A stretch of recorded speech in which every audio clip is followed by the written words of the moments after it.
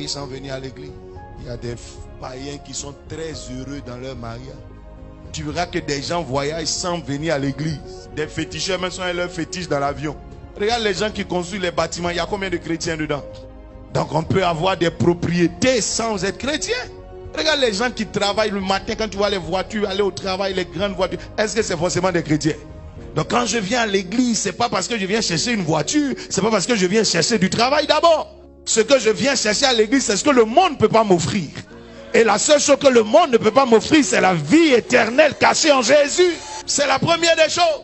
Mais souvent, on a renversé les choses de sorte que maintenant, ce n'est que ces choses matérielles qu'on cherche à l'église. Et des gens même sont prêts à quitter l'église parce que tu ne te maries pas.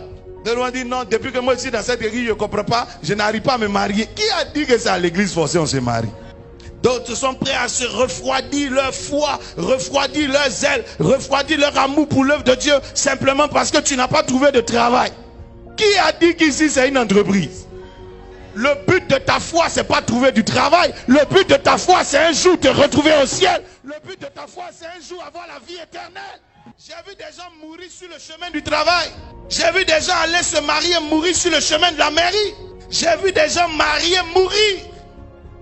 J'ai vu des gens prospères mourir. L'argent ne garantit pas la vie éternelle, camarade. Ce que tu cherches à l'église, c'est ce que le maire ne peut pas te donner. C'est ce que l'entreprise ne peut pas te donner. C'est ce que l'argent ne peut pas te donner. C'est ce que le monde ne peut pas te donner. C'est ce que les voyages ne peuvent pas te donner. C'est ce que le visa ne peut pas te donner. C'est ce que le médecin ne peut pas te donner. C'est la vie éternelle cachée en Jésus.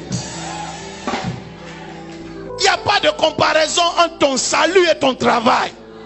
Il n'y a pas de comparaison entre ton salut et le mariage. Il y a des gens même qui ont carrément changé de foi parce que tu as rencontré un monsieur qui ne croit plus en Jésus, croit pas en Jésus. Tu es sorti de la foi. Quel scandale! Et pour ça on ne te voit plus à l'église. Donc tu es venu à l'église pour te marier. Si tu n'as rien, va au ciel. Si tu es célibataire, va au ciel. Si tu ne travailles pas, va au ciel quand même. Je soupire après le fait que tu te maries. Mais ma plus grande espérance, c'est qu'un matin, tu sois avec Jésus-Christ dans les cieux. Je ne peux pas te dire combien de choses matérielles me manquent. Combien de bonheur terrestre me manque. J'aurais voulu. Mais je ne suis pas venu à Christ pour ça.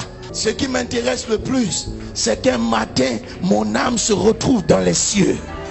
Le jeune homme riche, pour des choses matérielles, comme une maison, une entreprise, des biens, a perdu la vie éternelle.